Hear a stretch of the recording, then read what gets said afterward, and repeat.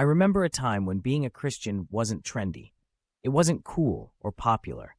It was a personal choice, a deep conviction that often came with a price. I grew up in a small town where everyone knew everyone, and everyone went to church on Sundays. But for me, being a Christian was more than just a cultural tradition. It was a way of life, a belief that shaped every decision I made. As I got older, I started to see a shift in the culture around me. Suddenly, being a Christian was trendy.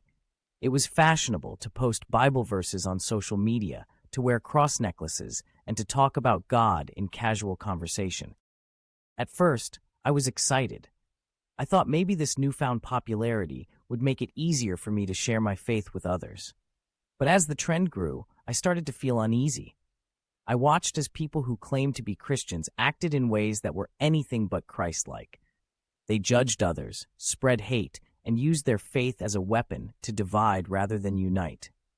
I felt like the true message of Christianity was being lost in a sea of hashtags and Instagram filters. I felt like my faith was being watered down, diluted, and distorted. I struggled with how to navigate this new landscape. Should I speak out against the hypocrisy I saw around me? Should I distance myself from the trendy Christians who seemed more interested in appearances than in truly following Christ? Should I just keep my head down and focus on my own relationship with God? In the midst of my confusion, I turned to prayer. I poured out my heart to God, asking for guidance and wisdom. And slowly, over time, I felt a peace settle over me. I realized that my faith was not dependent on the actions of others or on the latest trends. My faith was between me and God and no one else. I decided to embrace my faith wholeheartedly, regardless of what others were doing or saying. I started to live out my beliefs in a way that was authentic and true to who I was. I volunteered at my church, I reached out to those in need, and I tried to show God's love in everything I did. And you know what?